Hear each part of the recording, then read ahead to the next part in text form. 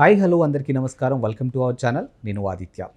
వైఎస్ఆర్సీపీ అధికారం కోల్పోయిన తర్వాత, కూటమి అధికారంలోకి వచ్చిన తర్వాత, కంప్లీట్గా చంద్రబాబు నాయుడు గారు సీఎం అయిన తర్వాత ఏపీ యొక్క పిక్చరే మారిపోయిందంటూ ఒక వార్త అయితే వినిపిస్తుంది. దానికి సంబంధించినటువంటి కొన్ని అంశాలు చూసుకుంటే, అమరావతి పనులైతే చాలా త్వరగానే పూర్తవుతున్నాయి అండ్ పర్యాటకులు కూడా పెరుగుతున్నట్టు అండ్ ఆ చుట్టుపక్కల కూడా 5 స్టార్ హోటల్స్ వస్తున్నట్టు ఒక వార్త అయితే వినిపిస్తుంది. మరి ఈ అంశం గురించి మాట్లాడడానికి ప్రస్తుతానికి మనతో పాటు స్టూడియోలో ఉన్నారు ప్రముఖ సీనియర్ జర్నలిస్ట్ అలాగే రాజకీయ విశ్లేషకులు సిఎస్ రావు గారు. సో సార్ని అడిగి మరి విషయాలు తెలుసుకుందాం. సార్ నమస్కారం. సార్ నమస్తే. వైఎస్ఆర్సీపీ అధికారం కోల్పోయిన తర్వాత, కూటమి అధికారంలోకి వచ్చిన తర్వాత కంపారిజన్ అనేది అక్కడ ఏపీ ప్రజలు చూస్తూ ఉన్నారు.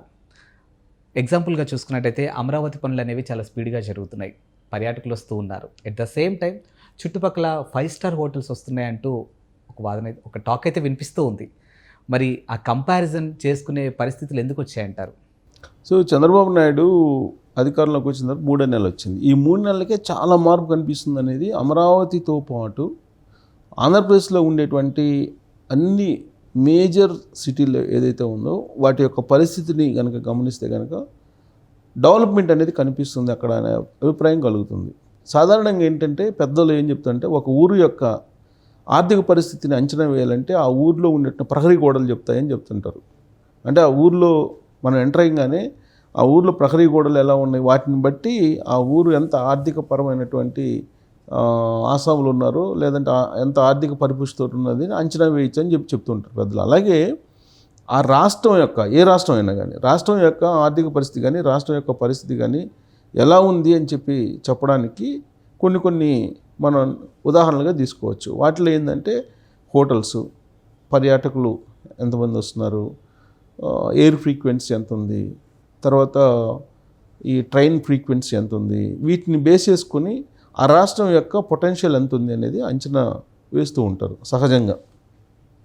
ఇప్పుడు చంద్రబాబు నాయుడు అధికారంలోకి వచ్చిన తర్వాత విశాఖకు సంబంధించి పర్యాటకులు పెరుగుతున్నారు, పర్యాటక కేంద్రం కాబట్టి అక్కడ పర్యాటకులు పెరుగుతున్నారని చెప్పి ఆంధ్రప్రదేశ్ పర్యాటక శాఖే డేటా తీసింది. దాదాపు 10% గతం కంటే పెరిగిందని చెప్పి ఒక అంచనా వేస్తూ ఉంది విశాఖకి.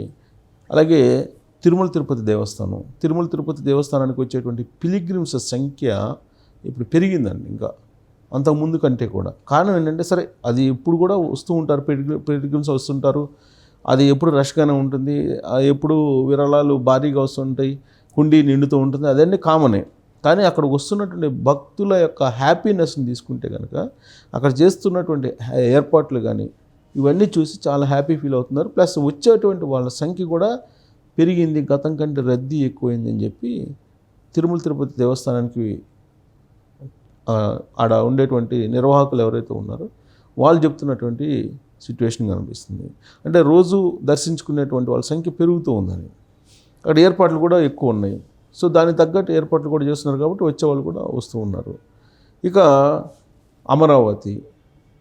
అమరావతిని చూస్తే కనుక, అమరావతికి సంబంధించి రీసెంట్ వరకు కూడా చంద్రబాబు నాయుడు అధికారంలోకి రాకముందు వరకు కూడా దాన్ని ఒక శ్మశానం కింద వైఎస్ఆర్ కాంగ్రెస్ పార్టీ భావించడే కాదు, చెప్పింది కూడా ప్రజలకు. అది ఒక శ్మశానము, పాడుబడ్డ ఒక ప్రాంతము, దాని గురించి మర్చిపోండి అని చెప్పడం జరిగింది.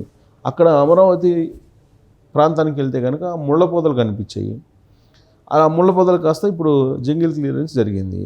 జంగిల్ క్లియరెన్స్ అయిన తర్వాత ఇప్పుడు హోటల్స్లో గతానికి ఇప్పటికీ 50% రెవెన్యూ పెరిగిందని చెప్తున్నారు. 50% అంటే అంతకుముందు రూపాయి వచ్చే వాళ్ళకి ఇవాళ రూపాయిన్నర వస్తుంది రాబడి. అంటే ఒక రోజుకి 50,000 రూపాయలు బిజినెస్ చేసేవాళ్ళు ఇంతకుముందు ఆ అమరావతి ప్రాంతంలో ఉండేటువంటి వాళ్ళు ఇప్పుడు ₹1,00,000 బిజినెస్ చేస్తూ ఉన్నారు. ఇక విజయవాడ చూస్తే, విజయవాడ ఆక్యుపెన్సీ రేట్ అయితే, హోటల్స్ ఆక్యుపెన్సీ రేటు 80%కి పెరిగిందండి. ఆక్యుపెన్సీ రేటు 80% అంటే ఆల్మోస్ట్ అన్ని హోటల్స్ కళకళలాడుతున్నట్టే. అంతకుముందు 50% ఆక్యుపెన్సీ రేట్ ఉండేది అని చెప్పి హోటల్స్కి సంబంధించినటువంటి అసోసియేషన్ బయటపెట్టింది. 80% ఆక్యుపెన్సీ రేట్ ఉందంటే అది మామూలు విషయం కాదు. సో అది పెరిగింది. అలాగే గన్నవరం ఎయిర్పోర్ట్కి వచ్చేటువంటి వాళ్ళ సంఖ్య, ప్రయాణికుల సంఖ్య అది 30% పెరిగిందని చెప్పి ఒక లెక్కేశారు. సో ఎయిర్ ఫ్రీక్వెన్సీ ఎంత పెరుగుతుంది అనేది. తర్వాత గన్నవరం నుంచి ఇప్పుడు అనేక ప్రాంతాలకు ఢిల్లీ వెళ్ళడానికి ఫ్లైట్ వేశారు. అంతకుముందు ఉండేటువంటి ఫ్లైట్ల కంటే కూడా ఇప్పుడు ఫ్లైట్ల సంఖ్య కూడా పెరిగింది. దానికి తగిన విధంగా ప్రయాణికుల సంఖ్య కూడా పెరిగారు. సో కాబట్టి ఏ కోణం నుంచి చూసుకున్నా కానీ అమరావతికి సంబంధించిన ఫ్రీక్వెన్సీ విశాఖ, తిరుమల వీటన్నిటికన్నా కూడా ఎక్కువగా పెరుగుతుంది.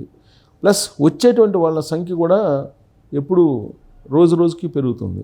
ఇప్పుడు మనం రీసెంట్గా చూసుకుంటే ప్రపంచ బ్యాంక్ ప్రతినిధులు వచ్చారు, ఏషియన్ డెవలప్మెంట్ బ్యాంక్ ప్రతినిధులు వచ్చారు, అంతకుముందు ఇండస్ట్రియలిస్టులు వచ్చారు.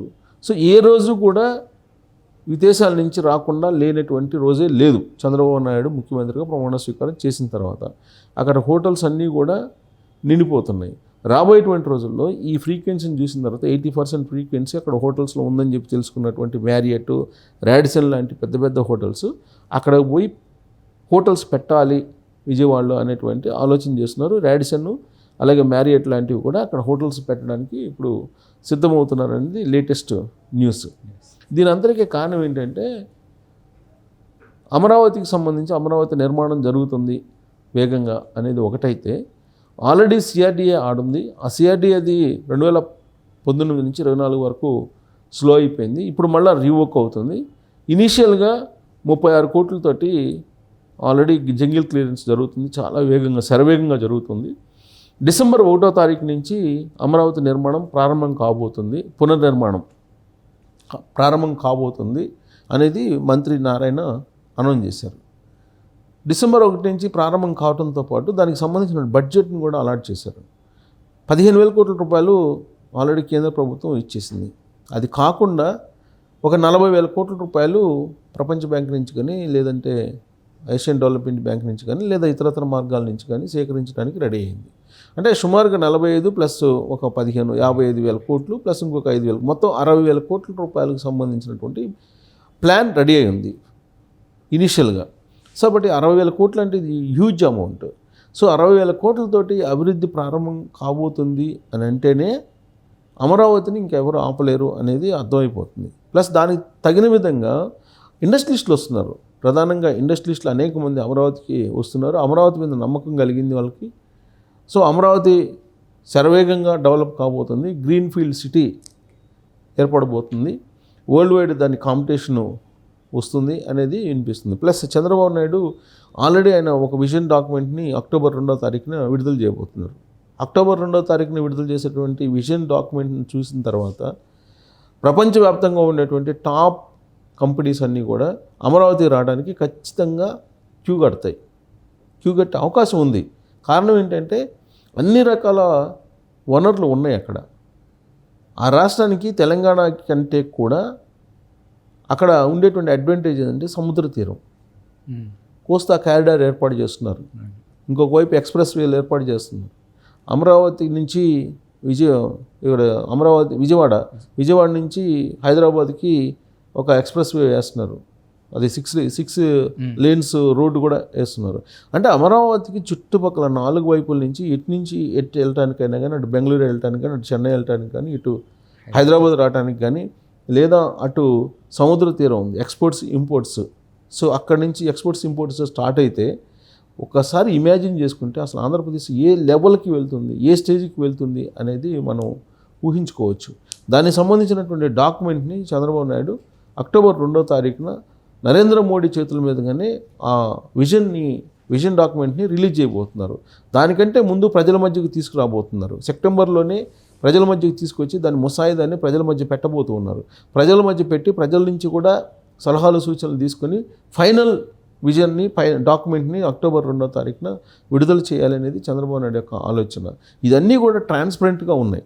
ఈ ట్రాన్స్పరెన్సీ చూసిన తర్వాత అమరావతితో పాటు ఆంధ్రప్రదేశ్లో అభివృద్ధి అనేది చాలా వేగంగా జరగబోతుంది అనేటువంటి ఒపీనియన్కి వచ్చారు ఇండస్ట్రియలిస్టులు. సో దాంతో ఫ్రీక్వెన్సీ రేటు అన్ని రకాల హోటల్స్లో ఫ్రీక్వెన్సీ పెరిగింది, ఎయిర్ ఫ్రీక్వెన్సీ పెరిగింది, ట్రైన్ ఫ్రీక్వెన్సీ పెరిగింది. సరే బస్సుల ఫ్రీక్వెన్సీ ఎప్పుడు ఉంటుంది అనుకోండి, అన్ని రకాలుగా అక్కడ ఫ్రీక్వెన్సీ పెరిగింది అని అంటే దాని ఇండికేషన్ ఏంటంటే అమరావతి డెవలప్మెంట్ అనేది చాలా శరవేగంగా జరుగుతుంది అనేటువంటి ఒక కంక్లూడ్కి వస్తున్నారు అందరూ. దాంతో అమరావతి వైపు పరుగులు పెడుతూ ఉన్నారు. అసలు సాధారణమైనటువంటి హోటల్స్ వాళ్ళు నాకు నిన్న ఒక అతను ఫోన్ చేశాడు. హోటల్స్ అంతకుముందు అసలు హోటల్ పెడితే అది రన్ చేసేటువంటి పరిస్థితి లేదు, అసలు రన్ చేయగలమా లేదా అనేటువంటి సందేహం ఉండేది. కానీ ఇవాళ అనూహ్యంగా హోటల్ కిటకిటలు ఆడిపోతున్నాయి. జనంతో వచ్చేటువంటి వాళ్ళతోటి. అంటే అమరావతిని చూడటానికి వచ్చేటువంటి వాళ్ళు బోల్డంతమంది ఉన్నారు, విజిట్ చేసేటువంటి. అలా కొనుగోళ్ళు అమ్మకాలు జరుగుతున్నాయి అక్కడ. భూముల రేట్లు పెరిగినాయి, సంపద పెరిగింది, కొన్ని లక్షల కోట్ల రూపాయల సంపద పెరిగింది. ఇప్పుడు అంతకుముందు గజం 5,000 10,000 ఉండేది కాస్త ఇవాళ 40,000 తక్కువ లేదు అక్కడ. అంటే ఒక్కసారిగా సంపద వాల్యూ పెరిగింది కదా. సంపద వాల్యూ పెరిగినప్పుడు అక్కడ ఉండేటువంటి వాళ్ళ యొక్క మానసిక స్థితి కానీ ఇదంతా కూడా పెరుగుతుంది. అల్టిమేట్గా ఏంటంటే ఆంధ్రప్రదేశ్ యొక్క ఆర్థిక పరిపుష్టి కనిపిస్తుంది ఈ 2 నెలల్లోని. సో ఇది పీక్ స్టేజ్కి వెళ్ళేటువంటి అవకాశం ఉంది రాబోయేటువంటి రోజుల్లో. అందుకే ఈ ఫ్రీక్వెన్సీ అనేది దానికి ఇండికేషన్గా మనం చెప్పుకోవచ్చు. Thank you sir. Thank you.